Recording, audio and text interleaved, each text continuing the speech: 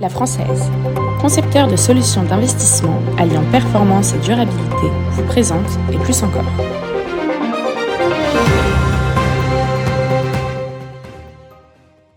Ah, quand je repense à ma fringante jeunesse, le temps des études. Sharp, pas la calculatrice, non, le ratio, l'excès de performance par rapport au taux sans risque. Mais que signifie un taux sans risque lorsque les taux sont négatifs? Que signifie un taux sans risque lorsque les États ne sont plus notés AAA? La finance a ceci de formidable qu'il faut constamment retourner à l'école. Bref, rester jeune. Bienvenue sur le plateau de Et plus encore, le magazine des professionnels de la finance et de la gestion de patrimoine sur LinkedIn, YouTube et H24 Finance. Voilà. On est une sorte de magazine de formation continue. Tiens, d'ailleurs, il faudrait peut-être qu'on soit comptabilisé dans les horaires légaux de formation que vous devez faire. Allez, sans transition, générique.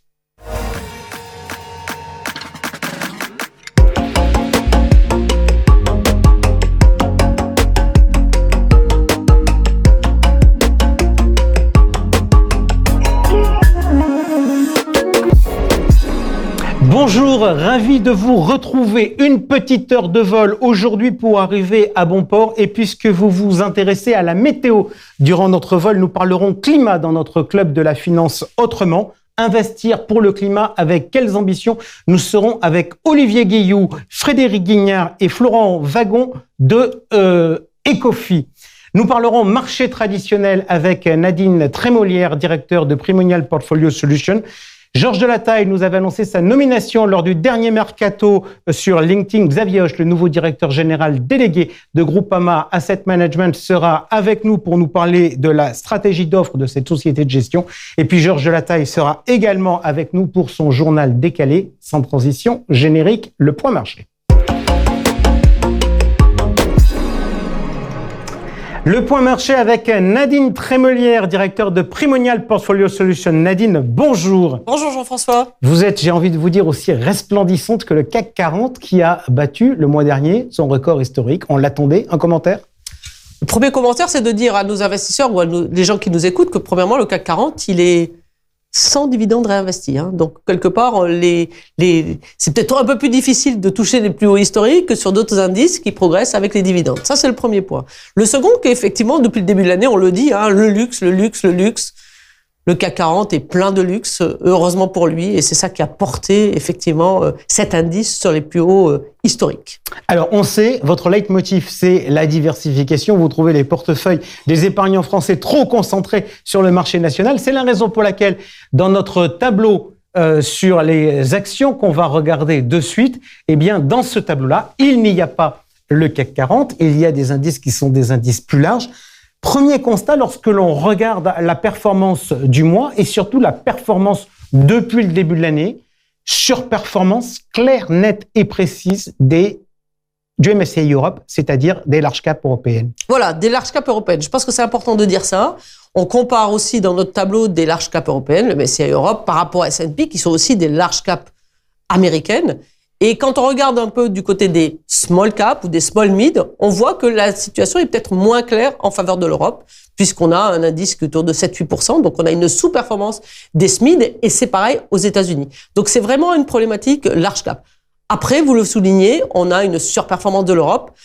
Rappelez-vous, en début d'année, on a eu l'ouverture de la Chine, et c'est vrai que les entreprises européennes ont été peut-être plus considérés comme étant aptes à capter cette réouverture chinoise, même si les indices chinois sont pas forcément très très bons, on peut y revenir par la suite, et peut-être en ont bénéficié plus que les États-Unis. C'est peut-être une explication. Juste l'explication de la surperformance des large caps par rapport aux small et aux mid, c'est quoi? C'est un phénomène de liquidité parce qu'on a l'impression que on parle moins de récession aujourd'hui, par exemple, qu'on en parlait il y a de cela quelques temps. On a l'impression que le sentiment économique s'améliore un peu.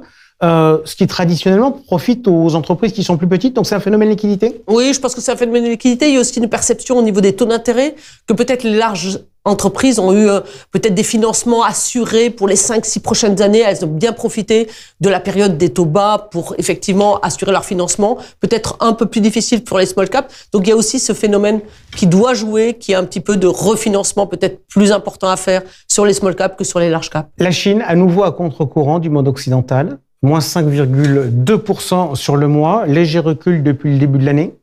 Mais je pense que c'est toujours le même problème qu'il y a. Hein. On a une réouverture de l'économie, on a un avantage, entre guillemets, la consommation est en train de repartir, donc on a plutôt des bons signaux macroéconomiques, mais il y a le problème géopolitique qui pèse et effectivement, quelque part, on sent que les États-Unis ont envie de durcir le ton sur les produits chinois, on sent que M. Jinping est peut-être un peu plus proche de la Russie que de l'Occident, donc effectivement, je pense que c'est des problèmes vraiment macroéconomiques, plus politiques qui pèsent que sur la macroéconomie. Ok, on va passer au taux et comme j'ai commencé sur la partie action avec quelque chose qui n'était pas dans notre tableau, on va parler de la France. À nouveau, on a parlé tout à l'heure du CAC 40.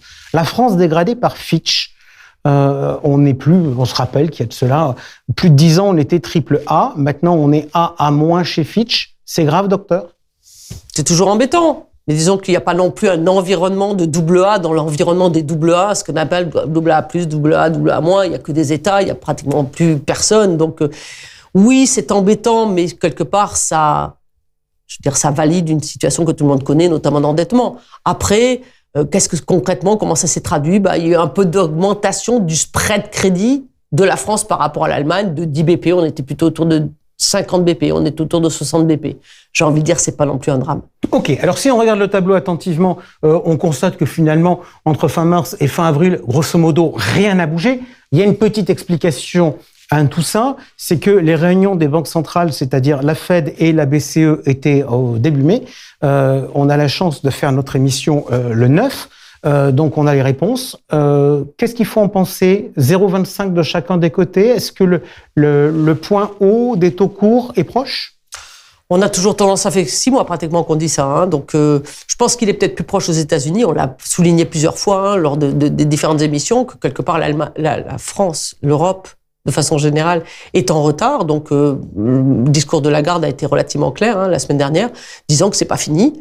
Donc, elle a fait 0,25, mais je pense que quelque part, on a peut-être plus de resserrement à attendre plutôt que la BCE, plutôt que la Fed. Ok, on regarde tout de suite notre allocation d'actifs qui est en léger recul. Qu'est-ce qui pèse parce qu'on voit des actifs actions qui globalement ont été plutôt en hausse, des taux qui n'ont pas bougé sur le mois. Qu'est-ce qui a pesé sur la performance ce mois-ci? Ce qui pèse, c'est un petit peu les actions internationales. C'est vrai que encore une fois, les indices, et on ne met qu'une partie des indices, sont peut-être un petit peu trompeurs, à la fois les États-Unis, à la fois le MSCI World, mais on est plutôt dans un environnement large cap. Nous, on a des biais développement durable qui n'ont pas forcément bien marché au mois d'avril, donc qui sont aussi contributeurs négatifs de la performance.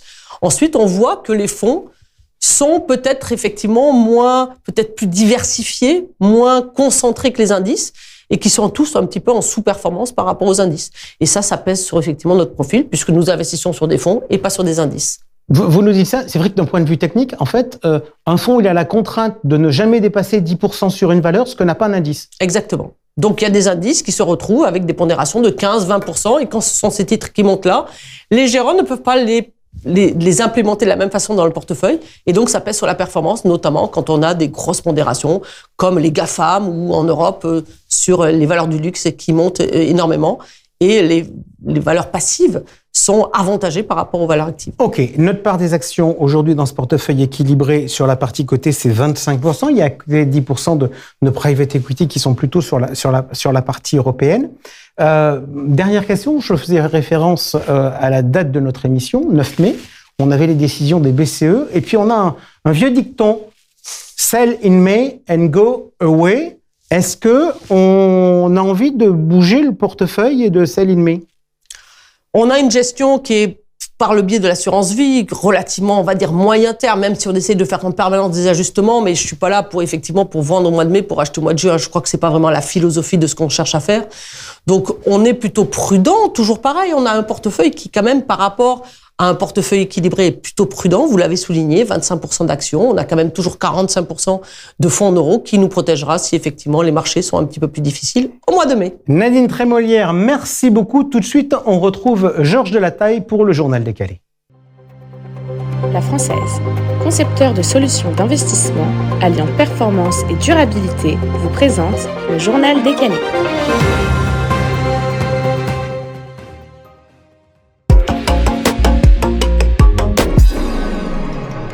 Jean-François, vous le savez, la mode est un éternel recommencement et les livrets en sont la preuve. D'après une étude d'AG2R La Mondiale, Amphithéa et le Cercle de l'épargne, 65% des Français considèrent que le livret A est aujourd'hui le produit d'épargne le plus intéressant devant l'immobilier locatif.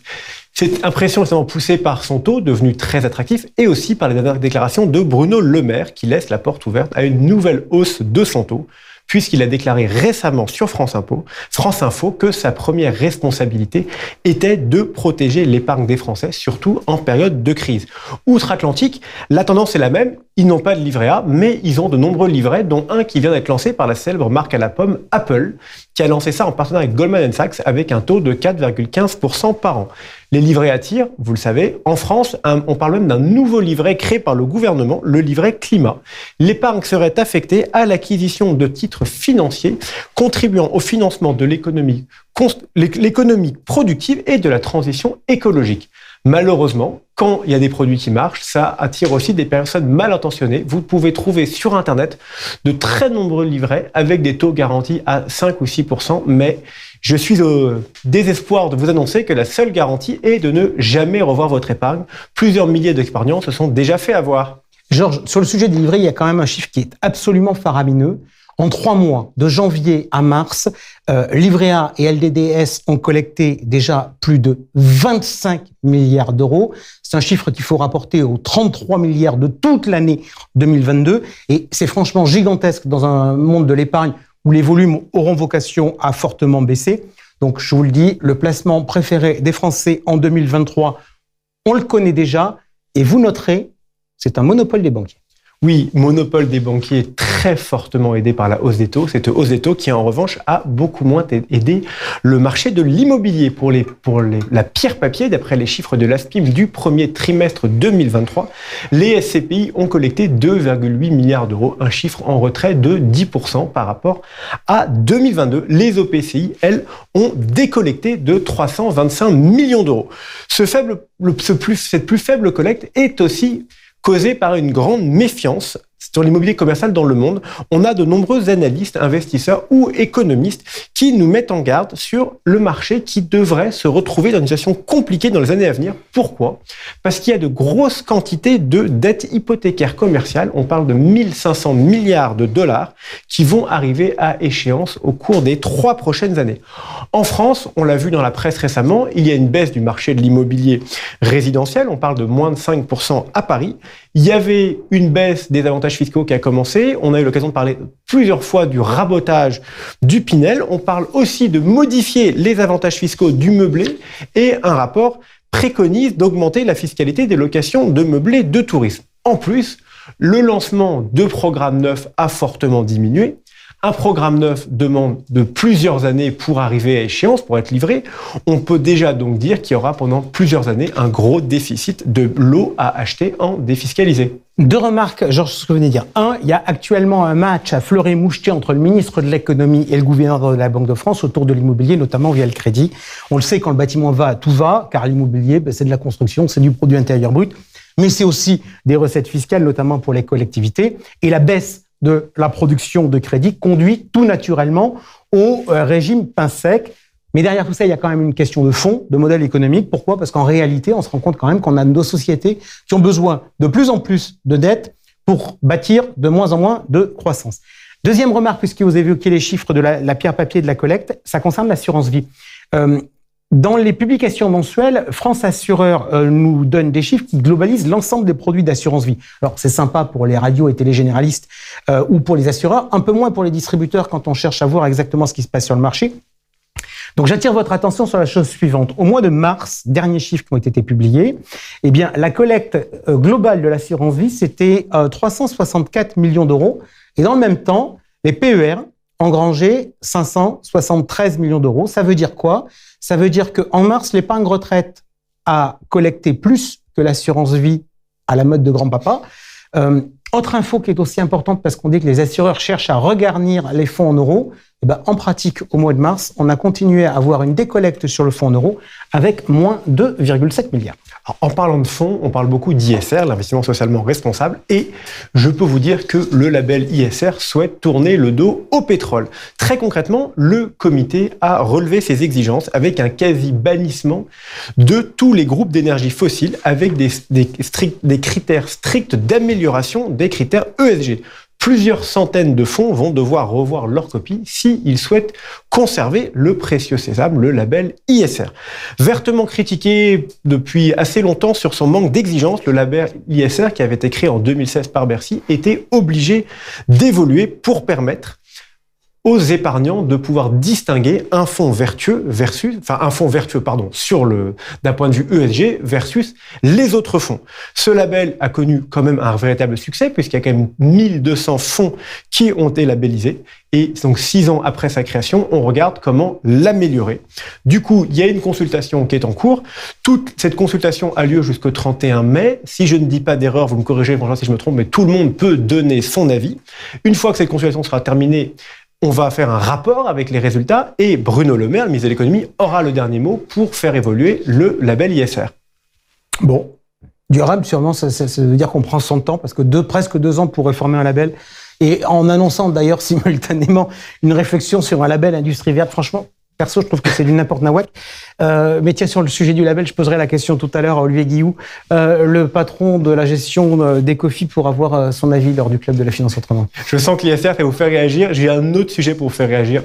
Notre sujet marronnier du moment, l'interdiction des rétrocessions et grande nouvelle, la menace serait en train de baisser. En marge de sa participation à un séminaire d'un think tank qui s'appelle Eurofi, Mairead McGuinness, que vous commencez à bien connaître, la commissaire européenne des services financiers, a assez étonnamment laissé une porte ouverte pour des pistes alternatives à l'interdiction des rétrocessions. Une prise de position qui étonne, mais qui est certaine, tant la commissaire était connue pour avoir des positions vraiment dures pour l'interdiction totale des rétrocessions. La commissaire européenne doit rendre d'ici à fin mai, peut-être même que c'est un tout petit peu décalé, ses recommandations dans le cadre du Retail Investment Strategy. On parlerait plutôt du mois de juin maintenant. Lors de son intervention, elle a quand même précisé que si nous n'interdisons pas les rétrocessions, ce message ne doit pas être interprété comme un blanc-seing accordé à l'industrie financière. Elle suggère d'interdire toute rétrocession dans le cadre de l'exécution simple d'un contrat. C'est une mesure qui a été réclamée de longue date par plusieurs associations d'épargnants, dont la FEDER. De même, elle plaide pour une plus grande intervention pour améliorer l'impartialité du conseil prodigué, donc vraiment avoir une vraie indépendance. Son but, c'était lequel ? C'était de faire baisser les frais. Ça tombe bien, j'ai des informations pour vous en France. L'AMF, elle suit les frais et elle publie régulièrement une lettre, la lettre de l'Observatoire des marchés financiers, pour mettre en lumière qu'est-ce qui s'est passé. Et qu'est-ce qu'elle nous indique ? C'est que sur les derniers mois, il y a eu une absence de baisse des frais appliqués aux placements financiers. Ça concerne notamment les frais appliqués pour les ordres de passage en bourse, mais aussi tous les frais appliqués pour les placements collectifs. Merci beaucoup, Georges. Tout de suite, l'homme dans l'actu. L'homme dans l'actu, c'est Xavier Hoche. Xavier, bonjour. Bonjour François. Nouveau directeur général délégué chez Groupama AM, mais pour autant pas nouveau chez Groupama AM, puisque vous êtes arrivé dans la maison en juin 2021 comme directeur des gestions, avec comme feuille de route, je reprends le communiqué de presse, de promouvoir l'innovation, le développement et la reconnaissance des expertises d'excellence dans la gestion d'actifs. En 2 mots, quelle a été votre analyse de la situation lors de votre arrivée ? En fait, Groupama AM est une boîte très institutionnelle avec une grande chance, c'est que l'assureur nous faisait confiance. Et puis, il y a eu un changement chez l'assureur il y a 5-10 ans pour plein de raisons, où ils sont passés beaucoup plus sur le particulier, c'est-à-dire les UC, soit à travers de la gestion déléguée, soit à travers le Perrin derrière, soit à travers l'épargne salariale. Et ça a été très bien fait. Et du coup, il a fallu qu'on adapte un peu notre gamme. Alors, il y avait des côtés très faciles parce que globalement, ça fait quand même 4 ans de suite qu'on est meilleure société de gestion européenne. Donc, c'est plutôt pas mal. On avait de très bons gérants. Il fallait un peu plus des fonds avec un peu plus de conviction, avec un peu plus d'histoire, un peu plus de thématique. Donc, voilà tout ce qu'on a fait. OK. Dans cette ouverture vers la clientèle des particuliers, il y avait aussi une ouverture de s'ouvrir sur les réseaux de distribution externe ? Oui, tout à fait. En gros, on a à peu près 2 tiers qui est fait en interne, enfin dans le groupe Groupama, et puis 1 tiers qui est fait sur l'externe. Donc très ouvert sur l'externe. Alors vous nous dites, il y a le besoin de réfléchir à faire, d'innover, de faire évoluer la gamme de par ce mouvement stratégique avec une plus grande orientation vers la clientèle particulière, soit via les réseaux de Groupama, soit via la distribution externe. Quand on refait une gamme, on essaie de se fixer un cadre, on essaie d'avoir une lecture du monde pour essayer de prendre les bonnes décisions. Quelle était votre lecture du monde ? Le cadre de départ, c'était, depuis un peu plus de 2 ans, on pense que l'inflation n'est pas que transitoire. C'est-à-dire qu'on pensait que l'inflation allait monter, certes pas à ces niveaux-là, mais allait monter, et puis qu'elle redescendrait vers quelque part entre 3 et 4%. Donc du coup, ça change pas mal de choses sur les taux, ça change pas mal de choses sur les actions. Donc il a fallu retravailler toute la gamme de taux à partir de la perf absolue. Maintenant, on a des fonds de perf absolue qui ont à peu près des objectifs de 4,50, donc c'est quand même plutôt pas mal. Sur la partie obligataire, où des fonds beaucoup plus flexibles, et puis jusqu'à la partie action, où il faut introduire un petit peu de value à l'intérieur des fonds. Alors, on va regarder ça. Avant de parler de la value, historiquement, il y a une gamme qui était très connue, il y a une franchise qui était très connue, c'était sur les small et les mid européennes. C'était la gamme Avenir. J'ai le souvenir d'ailleurs dans ma jeunesse que ça avait été l'un des premiers fonds qui avait été fermé lorsqu'on avait autorisé la fermeture des fonds quand les flux étaient trop importants. Aujourd'hui, elle se comporte comment cette gamme ? Alors, très gros succès, effectivement. Dans le passé, on a renforcé toutes les équipes autour de ça. 2022, difficile, on y reviendra. 2022, vraiment très compliqué. Donc vraiment, on se focalise sur la partie small et mid cap, les petites et moyennes entreprises, et puis avec une caractéristique très particulière, si on fait de la qualité et de la croissance. Donc on oublie toutes les boîtes de croissance qui perdent de l'argent chaque année, etc. On fait de la croissance pérenne. Et clairement, c'est des très jolies boîtes sur le long terme. Globalement, sur les 10 dernières années, c'est chaque année CAC plus 2,5%. Donc alors si on le prend sur un an, c'est pas très impressionnant. Si on le prend sur 10 ans, ça commence à faire des jolies performances. Ok, 2022, compliqué, c'est la hausse des taux ? 2022, très compliqué, hausse des taux, effectivement, des baisses des valorisations. Alors si on regarde un peu ce qui s'est passé en 2022, il y a des valorisations, on avait des PE, donc des price to earning qui sont passés de 38 à 24, donc une année vraiment horrible sur les valorisations. Et puis si on regarde les résultats des boîtes, les boîtes qu'on avait en portefeuille ont fait plus 13% de croissance sur l'année 2022. Donc si on est un petit peu entrepreneur, on sait qu'à la fin des fins, on est toujours rattrapé par les résultats. Donc on est assez confiant sur la chose. J'aime bien la petite phrase, si on est un petit peu entrepreneur, quand on connaît votre parcours professionnel, on sait que vous avez été entrepreneur. Vous nous citiez dans les évolutions de gamme, donc là on est très clairement dans un style GARP. Face à l'inflation, le besoin c'était de créer une offre value ? Oui, le besoin, c'était de créer une offre value. Alors, première chose, on fait venir un spécialiste, donc un grand monsieur de la value, Philippe Chaumel. On crée une équipe autour de lui. Enfin, il a recruté toute une équipe autour de lui. Et puis, on monte un fonds qui, sur les actions européennes, qui navigue, on va dire, entre les différents styles de value. Pour faire simple, entre les cycliques et les défensives, entre les banques et les télécoms. Plutôt large cap ? Plutôt le très large cap. Plutôt large cap, effectivement. Ok. Small et mid en style GARP, large cap en style value. Est-ce que sur la partie action, toutes vos réflexions n'ont reposé que sur les styles ? On est parti aussi sur la partie thématique qui existait mais on l'a renforcée, notamment sur la disruption. Là, on part sur un fonds mondial, contrairement aux autres qui sont des fonds plutôt européens, euro ou européens. Et puis on part sur les actions mondiales, sur la disruption. C'est des boîtes qui font soit évoluer un secteur, soit qui créent un nouveau marché, soit qui évoluent de l'intérieur. Et puis on a créé un fonds autour de ça, avec des performances juste exceptionnelles. Vous l'imaginez bien, parce que c'est quand même très techno au départ. Et alors là, il n'y a pas que de la techno. Il y a pas mal de santé, il y a aussi des ressources naturelles, mais qui marchent très très bien en 2020, 2021, comme on peut l'imaginer. Très défensif en 2022, et puis un redémarrage en 2023 très fort. Ok, je parlais tout à l'heure de votre parcours professionnel d'entrepreneur, mais pas que d'entrepreneur, parce que vous êtes aussi passé dans un certain nombre d'autres maisons, chez le Cher Prince, Odo, et, allez, on va le dire, vous êtes un homme marqué taux d'intérêt. Question provoque, est-ce que, du coup, vous avez fait un fonds daté comme tout le monde ? Comme tout le monde, on a fait un fonds daté parce que c'est le bon moment. Ensuite, on a voulu y apporter deux petites choses. La première, c'est des taux variables. On est persuadé que les taux seront plus élevés dans l'avenir. Donc vous ne croyez pas que Christine va s'arrêter ? Non, on ne pense pas qu'elle va s'arrêter. Elle va s'arrêter à un moment, évidemment, comme tout le monde, mais on pense qu'on n'est pas encore à la fin. À partir de là, quand on emprunte en immobilier, vaut mieux emprunter à taux fixe. Quand on prête vaut mieux prêter à taux variable. C'est la contrepartie. Enfin, et donc ça, c'est le premier point, donc en taux variable. Et puis la deuxième chose, c'est axer sur l'autonomie stratégique européenne. C'est-à-dire qu'on a vu qu'il y avait des risques géopolitiques ces dernières années, malheureusement. On veut essayer de les éviter au maximum, donc on axe ça sur l'autonomie stratégique européenne. Un dernier mot sur l'un de vos dada historiques, c'est les convertibles. Qu'est-ce que vous en pensez et est-ce que c'est une bonne solution d'investissement pour les clients de CGP ?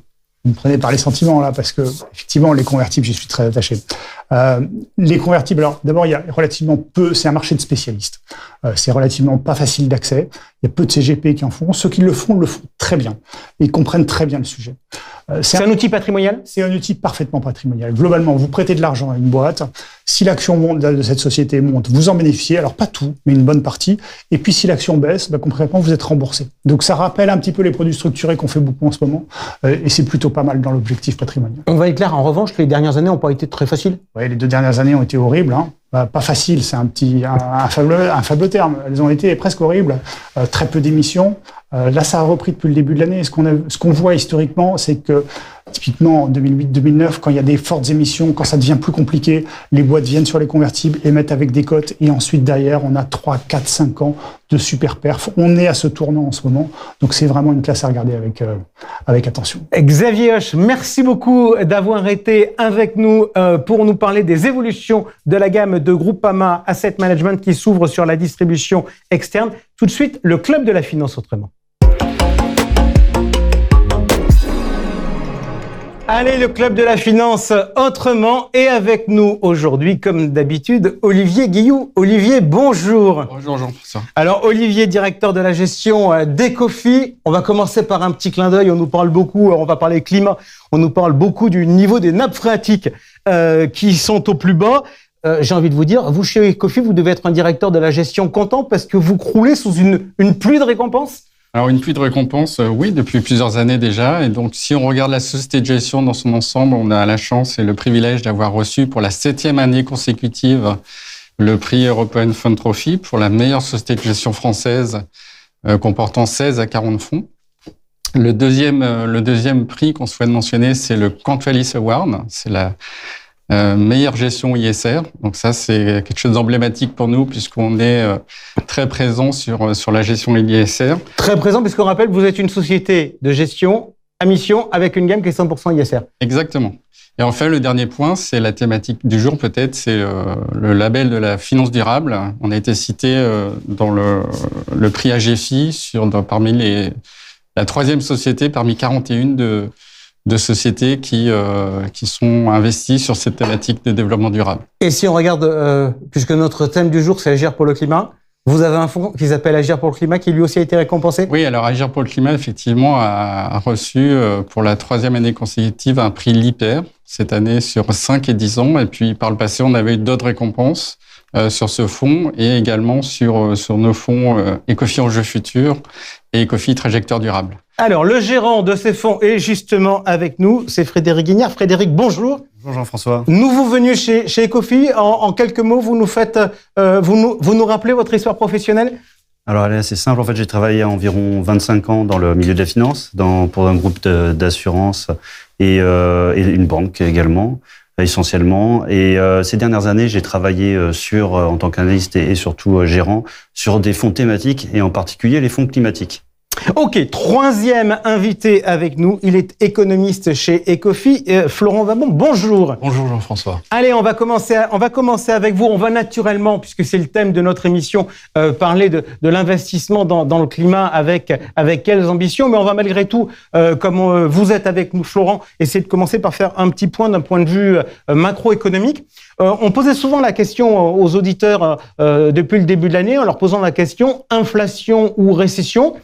Récession, aujourd'hui, j'ai l'impression que plus personne n'en parle. Quel est votre sentiment sur le sujet ? Alors, plus personne n'en parle, en effet, puisqu'il y a des indicateurs avancés, et même de manière générale, les indicateurs de croissance nous prouvent, mois après mois, que les données, l'activité économique est bien orientée.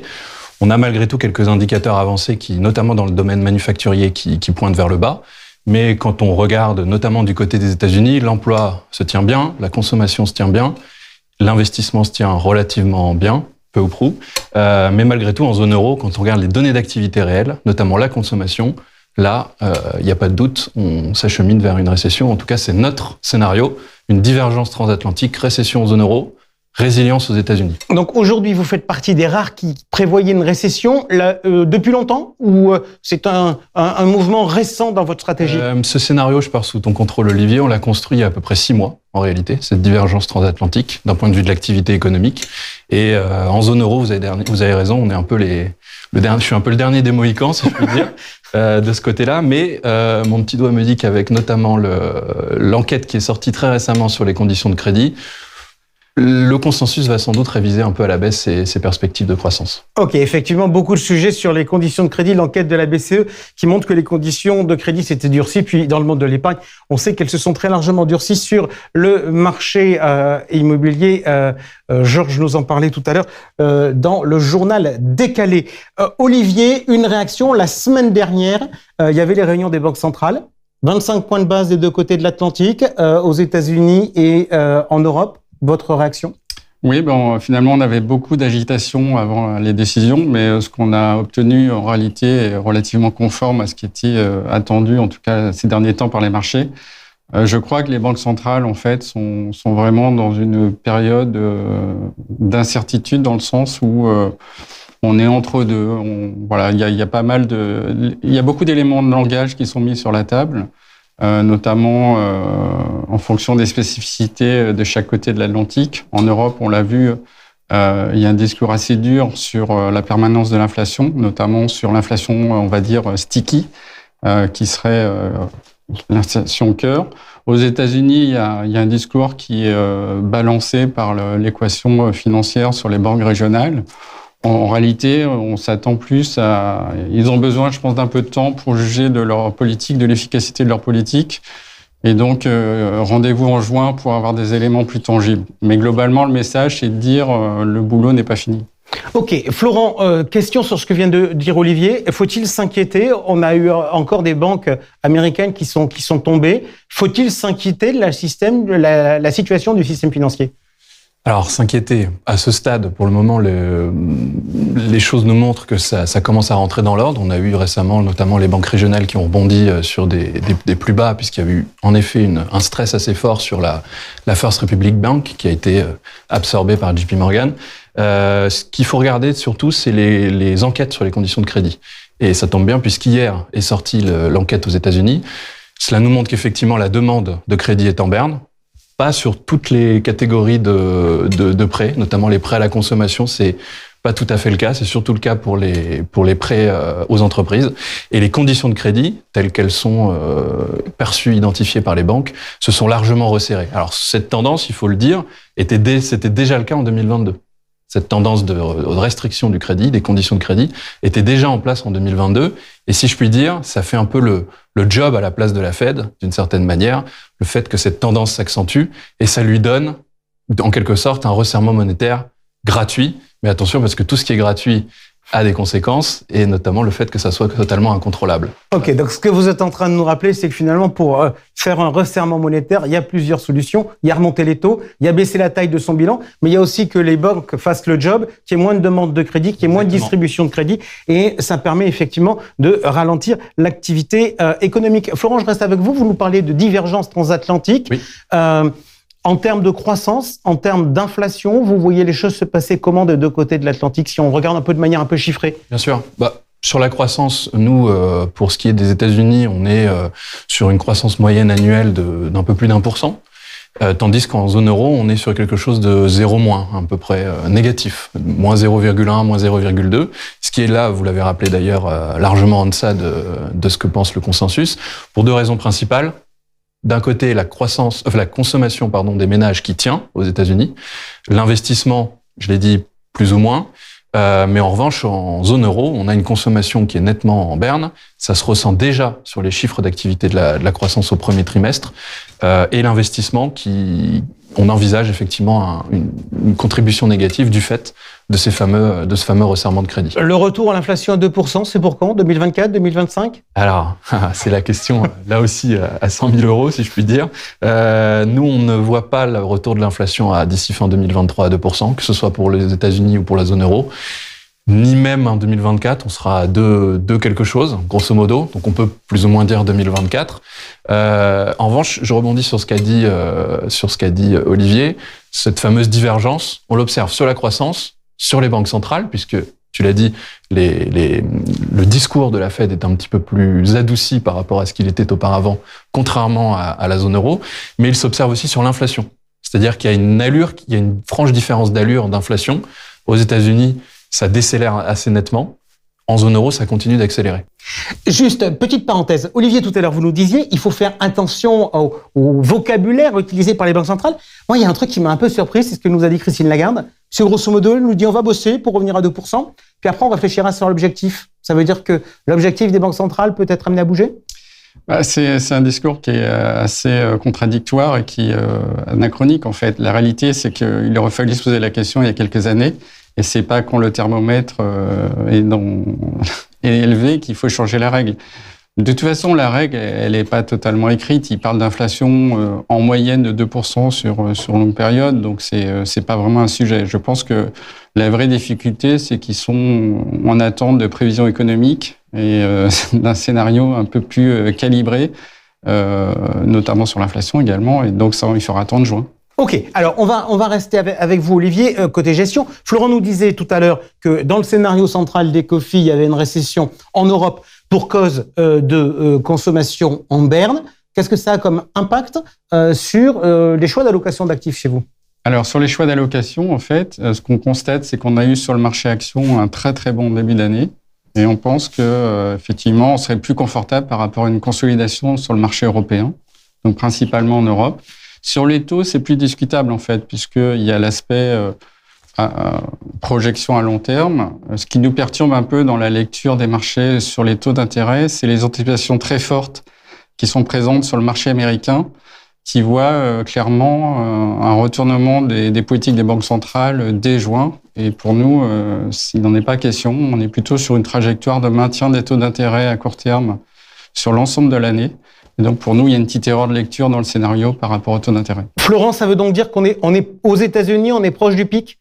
Donc, vous dites pic et stabilité, là où le marché dit pic et baisse, mais pic, il y a un accord? On n'a jamais été aussi proche du pic qu'aujourd'hui. Non, sur les États-Unis, oui, on est proche du pic. On pense qu'éventuellement, encore une hausse en juin, mais on est proche du pic.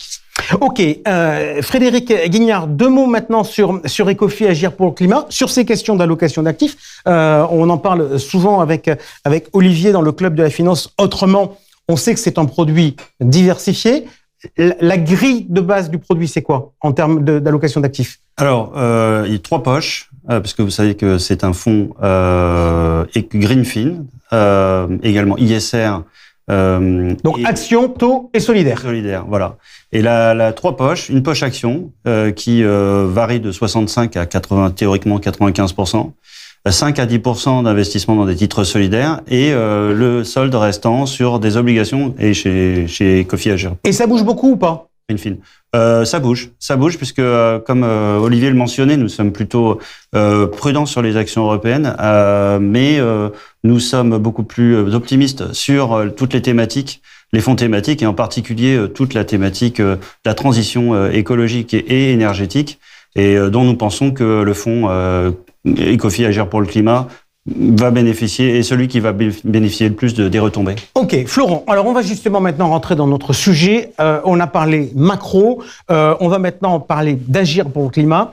En faisant de l'économie, les Américains ont tiré un grand coup avec un plan IRA. Alors ça n'a rien à voir avec les Irlandais, ça veut dire Inflation Reduction Act. Qu'est-ce qui se cache derrière ce plan? Alors déjà, il faut savoir que c'est un plan qui est global. Il n'est pas que dédié au climat, mais il y a une partie qui est dédiée au climat, environ 400 millions de milliards de dollars, dédiés au climat. Et grosso modo, pour le dire très simplement, c'est des incitations, c'est-à-dire des réductions d'impôts, ou en tout cas des incitations pour les entreprises et les ménages à investir, à moderniser leur outil de production, à le verdir ou à mettre des panneaux photovoltaïques sur leur maison, etc. C'est vraiment des incitations. Et c'est une guerre économique qui est aujourd'hui en place avec notamment les plans européens. Alors Frédéric, le plan européen, il dit quoi ? Alors, le plan européen, je voudrais juste recontextualiser un petit peu l'ensemble. Faut se rappeler que les Européens étaient les premiers à lancer les plans verts avec le Green Deal et REPowerEU. Et l'objectif, l'un des objectifs de ces plans, c'était de permettre aux sociétés européennes qui sont énergivores et qui disposaient, qui souffraient d'un désavantage, d'un handicap sur le plan des coûts, de trouver une solution à long terme pour éviter qu'elles se délocalisent dans d'autres pays. Donc, le plan IRA a le mérite d'être clair, simple et puis facile et rapide à mettre en exécution. Et c'est une véritable concurrence pour ces plans. Donc ça, vous êtes en train de nous dire que les Américains seront vraisemblablement plus efficaces que les Européens ? Alors, c'était le risque. Quand les Américains ont annoncé le plan IRA en août 2022, c'était un petit peu ce que tout le monde financier, économique se disait. Et donc, on attendait une réponse forte de la part de l'Europe qui est arrivée un petit peu après. Florent, je reviens vers vous. Je voudrais qu'on regarde un peu ces plans d'un point de vue macroéconomique. Je défends une idée, elle vaut ce qu'elle vaut. Je l'aime bien parce que c'est la mienne, qui dit que, en fait, les plans sur le climat, tout ça, c'est bien sympathique, mais la fonction première, c'est pas forcément de sauver la planète, c'est surtout de rehausser la croissance économique potentielle dans des pays, notamment l'Europe, où on subit potentiellement des risques de japonisation, avec notamment le vieillissement de la population. Vous réagissez comment ? Il y a peut-être un peu de ça, mais je pense que, notamment en Europe, la raison première, c'est surtout l'indépendance énergétique. La guerre en Ukraine, ça a tout changé ? Exactement. Alors, on avait déjà, en effet, cette idée en tête, mais la guerre en Ukraine, ça nous a mis au pied du mur, notamment sur notre indépendance énergétique. Et en effet, sur les énergies fossiles, il faut on le savait déjà, mais il faut qu'on accélère la transition vers les énergies renouvelables pour qu'on soit indépendant justement énergétiquement. Pour répondre à votre question sur la croissance, indéniablement, le boom de l'investissement vert, ça va créer un choc de demande. Maintenant, le quantifier aujourd'hui en Europe, c'est très difficile parce que, comme l'a dit Frédéric, le plan est un peu plus nébuleux. Ok. On arrive à les financer, ces plans-là, sans difficulté, ou on va ramer pour les financer ? Aux États-Unis, il n'y a pas de débat, puisque c'est bien ficelé. En Europe, c'est un peu plus compliqué. Il y a des mécanismes de financement qu'il faut décortiquer. Ok. Et si on regarde le sujet inflationniste, parce que moi j'entends dire plein de choses. J'entends dire mais la croissance verte, c'est un truc qui est inflationniste. Or aujourd'hui, des trucs inflationnistes, on n'en veut pas, puisque ce qu'on veut, c'est faire baisser l'inflation. Le but ultime de la transition énergétique, c'est de bénéficier d'une énergie renouvelable pas chère. Ça, c'est vraiment le point final. En attendant, durant la transition, je pense qu'il faut différencier les différents types d'inflation qui sont liés à tout ça. Il y a d'une part l'inflation qui est subie, celle du dérèglement climatique, le fait que les récoltes agricoles soient affectées par le changement climatique, c'est de l'inflation subie. Et il y a de l'inflation qui est liée notamment au fait que nous allons devoir acheter, consommer énormément de métaux critiques pour les batteries de voitures électriques, par exemple. Ça, c'est typiquement de l'inflation liée au climat. Mais entre deux, ça va virevolter. Ok, donc vous ne craignez pas que finalement on ait envie de lever le pied sous prétexte que ça génère de l'inflation et qu'aujourd'hui c'est pas ce qu'on cherche? Non, parce qu'il y a une nécessité, encore une fois, aujourd'hui. Et vous parliez de cible d'inflation tout à l'heure. C'est peut-être un débat qui se posera dans ce sens-là par la suite. Ok, Olivier, dans les sujets d'actualité, tout à l'heure, dans le journal décalé, Georges Delataille nous parlait de la consultation sur le label ISR. Je disais quasiment 2 ans pour arriver à le réformer. Bonjour l'efficacité. Vous en pensez quoi, vous, de cette consultation et de ces évolutions? Georges nous disait, on vire le pétrole. On vire vraiment le pétrole ou on fait croire? On ne le dit pas, mais on le fait. On le fait de manière indirecte en ajoutant une clause sur le pétrole non conventionnel qui, de facto, va exclure les majors. L'autre chose intéressante par rapport au climat, puisque c'est un peu le sujet de savoir si ce label, en fait, qui était critiqué pour différents aspects, dont un était sur l'éloignement par rapport à la problématique liée au climat, c'est d'exclure des industries électriques qui consommeraient, qui ne seraient pas alignées sur la trajectoire 1,5 degré. Donc ça, c'est une nouveauté. Pour le reste, il ne faut pas se tromper, ça reste un label généraliste. Et donc, il y a on retrouve bien les 3 piliers ESG. Et donc, ce message, il est renouvelé, cette promesse est renouvelée, et on ne peut pas faire pencher la balance sur un des 3 piliers. On doit garder les 3 piliers comme étant totalement... Donc ça, vous êtes plutôt content parce que c'est un peu la philosophie de la maison. C'est totalement la philosophie, y compris sur le pétrole, puisqu'on avait le pétrole et le charbon d'ailleurs. Mais on avait fait ce mouvement-là. Après, il y a également un aspect qui est intéressant, c'est sur l'engagement en termes de vote. Donc, il y a une procédure renforcée pour aller sur un engagement à hauteur de 90% sur les votes. Et le dernier point, en fait, c'est on avait un seuil d'exclusion de 20% qui monterait à 30%. Voilà, donc c'est une dynamique de renforcement, mais c'est pas une révolution totale.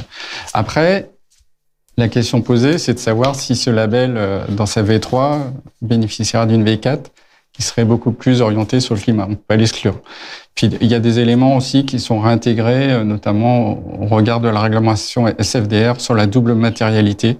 Donc voilà, on a essayé de faire une synthèse un peu des manquements, et puis on a essayé d'avoir une lecture un peu plus forte, mais c'est, de mon point de vue, on n'est pas dans le Big Bang. Ok, donc 2 ans pour continuer sans trop changer. Sans commentaire. Comme je le fais souvent dans ces émissions, lorsqu'on parle de produits, je vais regarder ce que les conseillers, les distributeurs peuvent trouver aisément sur les sites, c'est-à-dire les reporting. Alors, je vais commencer, donc on va parler d'Agir pour le climat, d'Ecofi Agir pour le climat. Déjà, premier constat, vous nous aviez dit que vous aviez plusieurs approches en mettant des actions, des obligations et du solidaire. Je constate que vous avez à peu près tous les labels qui existent en France. Finansol, le Greenfin et le label ISR. Ouais, je crois que c'est le seul produit de la place à avoir ces 3 labels, effectivement. Et donc, ça en fait un fonds très exigeant en termes de contraintes, car le fonds doit respecter les contraintes de chacun des labels. Et en termes d'exclusion, on parlait d'exclusion tout à l'heure, le fonds est déjà prêt pour la nouvelle réforme du fonds ISR, puisqu'il exclut 40% déjà de l'univers d'investissement de départ. Alors on va regarder ça justement, on va regarder sur la partie action, qu'est-ce qui est... Donc j'ai compris que pétrole c'était déjà sorti, vous me dites deuxième critère, exclusion. Déjà comment on choisit les valeurs? C'est vous avez déterminé un univers et vous allez piocher dans votre univers, ou de par votre passé de gérant, vous dites tiens, je prends cette valeur, elle me plaît, et je la regarde pour savoir si elle est bonne ou pas pour mon portefeuille en termes d'ISR. Il y a un grand nombre d'étapes, c'est le plus grand, comme je vous le disais, c'est le fonds le plus exigeant, donc il y a énormément d'étapes. Alors on a des étapes d'exclusion, que ce soit ISR, et puis toutes les exclusions qui sont également la peine Greenfin, parce que par exemple, l'industrie nucléaire ne figure pas dans les investissements qui sont possibles, et c'est la peine Greenfin qui décide ça. Il y a également des exclusions partielles qui sont... L'État vous a rendu fier service, il a retiré ETS de la cote. Voilà. Il est en train de le faire. Ça, c'est parfait, ça ne dérange pas. Voilà, donc vous avez toutes les exclusions, une réduction de l'univers.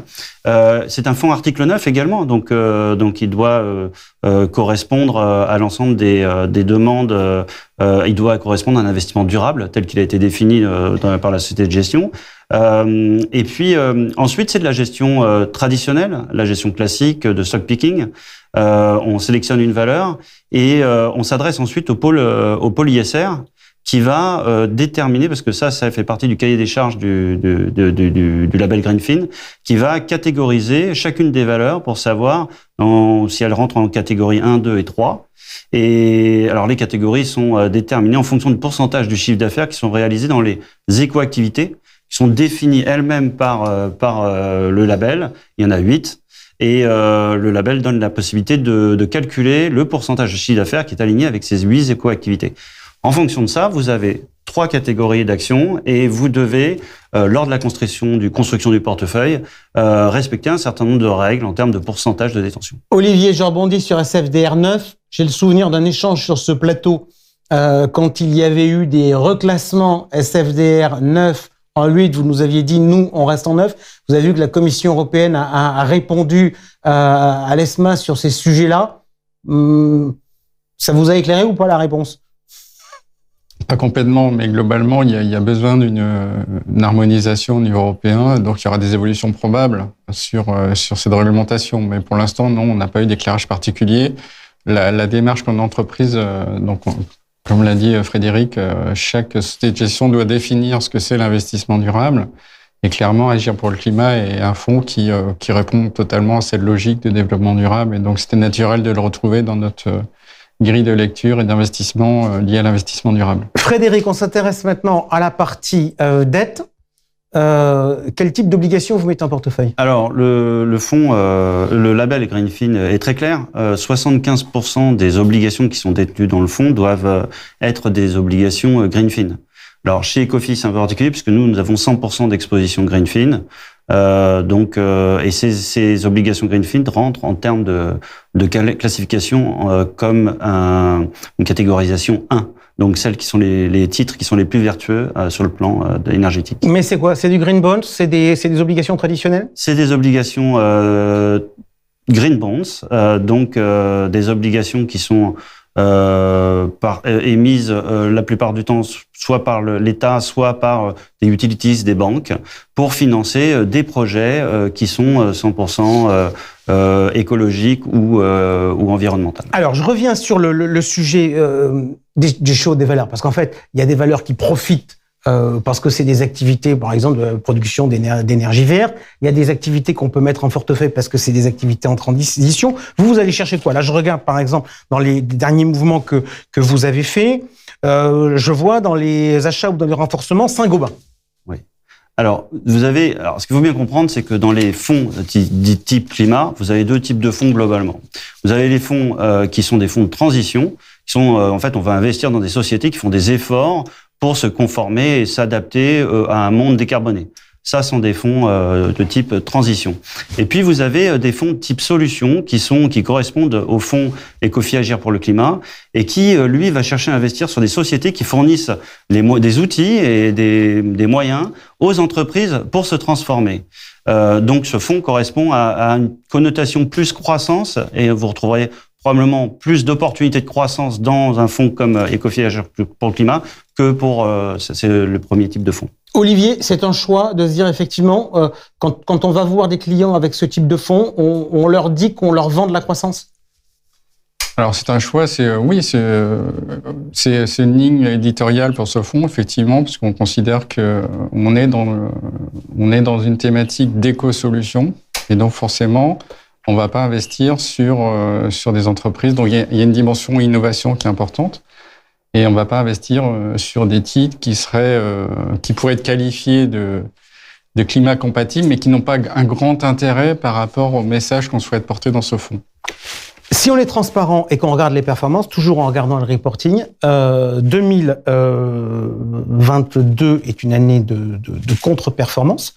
Vous êtes arrivé en début d'année 2023. Donc, juste si on regarde l'année 2022, j'imagine que vous l'avez fait en arrivant, qu'est-ce qui a le plus pesé sur la performance? C'est le style croissance? C'est la partie obligataire? C'est quoi? Alors, juste en 3 mots pour revenir très rapidement, parce que j'ai géré des fonds climat depuis de nombreuses années maintenant.